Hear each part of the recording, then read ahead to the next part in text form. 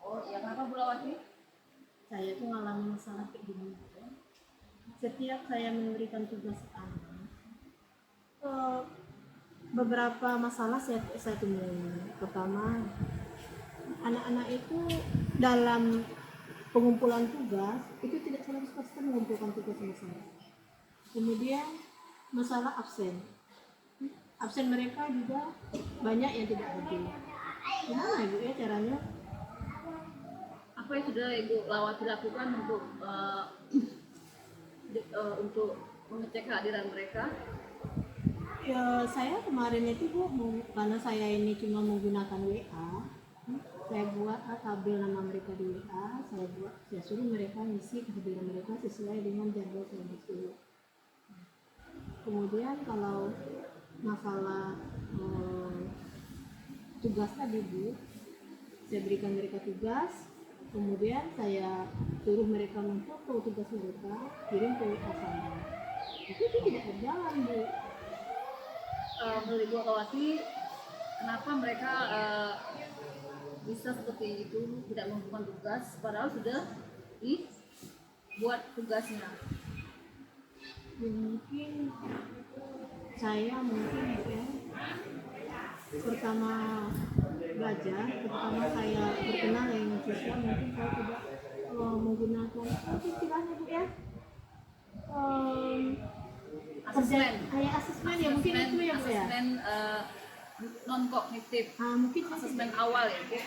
ya mungkin itu Bu, saya tidak ada menggunakan itu sehingga mereka tidak apa itu, mereka tidak ada termotivasi atau mereka tidak memiliki standar-standar apa yang harus dicapai. Itu ya Bu.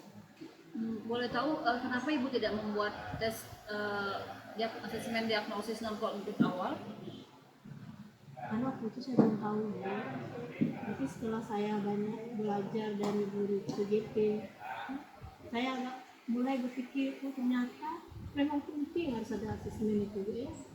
Jadi itulah makanya saya bertanya sama Ibu, saya curhat sama Ibu, apakah nanti yang saya sampaikan ini saya terapkan pada siswa saya nanti itu lebih bagus, atau mungkin untuk yang akan datang lagi perlu saya rubah. Boleh tahu asesmen non kognitif awal yang akan Ibu buat, apa saja yang akan Ibu munculkan di situ? Mungkin yang saya munculkan itu Bu, saya membuat mereka, seandainya mereka tidak saya membuat kesepakatan dengan anak-anak ya, tentang tugas, tentang kehadiran, tentang nilai. Kalau mereka seandainya hadir, mereka mengisi kehadiran, tugas mereka kumpulkan tepat waktu. Nilai kalau mereka tidak mengumpulkan nilai, maka nilai kosong, berarti mereka tidak memiliki nilai dalam waktu. Oh ya. Di asesmen kognitif awal, apakah Ibu akan mencantumkan tentang minat mereka belajar itu seperti apa dalam pembelajaran jarak jauh seperti sekarang ini? Iya, harusnya ya benar. Saya akan mencantumkan minat mereka. Jadi biar saya tahu minat mereka itu sebenarnya apakah mungkin selain apa itu keinginan mereka itu bagaimana. Jadi saya tahu kalau saya mungkin mengajar kayak gini mungkin mereka nggak suka mungkin. Jadi itulah minat mereka, kemudian kesukaan mereka itu dalam pelajaran saya itu apa, bagaimana bentuknya seperti apa. Oh ya, mengingat siswa kita minatnya ada yang minatnya belajarnya tidak bisa duduk tenang, alias bergerak melakukan sesuatu, karena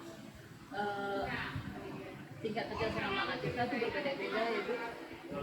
Ada yang tingkat kecerdasan dalam hal membaca, dalam hal mencoret, atau dalam hal membuat sesuatu seperti misalnya membuat video, kan anak sekarang sudah pada pintar semua membuat video. Apakah Ibu akan membuatnya seperti itu? Itu pikir dengan saya Ibu tadi memberikan saya masukan. Saya akan membuat seperti itu karena anak-anak sekarang namanya anak-anak remaja, mereka tentu lebih senang hal-hal yang berbentuk apa namanya itu seperti permainan Bu ya. Nah, saya nanti akan membuat seperti itu, menyuruh mereka membuat suatu video atau yang bentuknya ya tentu berhubungan dengan pembelajaran yang akan saya berikan. Iya bagus sekali Bu. Lawati, kalau gue akan membuat asesmen kognitif, asesmen untuk awal seperti itu. Lalu apakah Ibu akan melibatkan orang tua?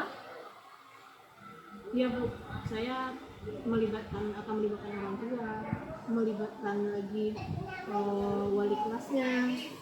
Karena kalau tidak dilibatkan orang tua dan wali kelas, saya lihat bagi mereka yang memang sudah mereka pemalas atau memang sifatnya seperti itu Bu, kan dengan adanya orang tua, dengan adanya wali kelas mungkin mereka akan termotivasi atau mereka pernah ada rasa takut mereka Bu untuk tidak mengerjakan tugas dari saya. Nah, jadi saya akan melibatkan wali kelas dan orang tua murid. Oh iya, bagus gitu Bu Lawati dilakukan.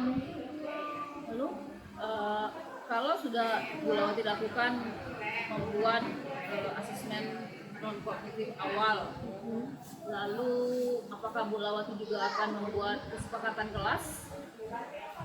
Insya Allah saya akan membuat kesepakatan kelas untuk anak. Misalnya saya mengajar di kelas 9A, saya buat kesepakatan dengan mereka agar nanti kalau saya mengajar bisa berpatokan dengan kesepakatan yang dibawa tadinya yang ya. sudah dibuat.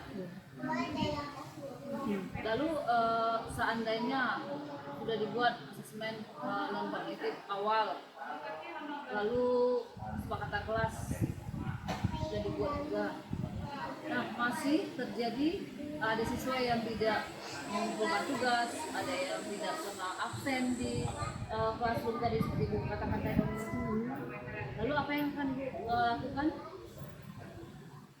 Ya, itulah Bu, saya akan meminta tolong sama wali kelasnya untuk memanggil orang tua murid siswa tersebut. Mungkin ada halangan atau mungkin ada masalah lain yang kita kan nggak tahu Bu. Namanya sekarang musim pandemi Bu. Nah, itulah yang dapat saya ini kan rasanya Bu. Saya lakukan supaya siswa-siswa yang tadi kosong nilainya mungkin ingin dipanggil orang tuanya atau dengan melalui wali kelas ya, mungkin bisa akan terpecahi masalah tadi.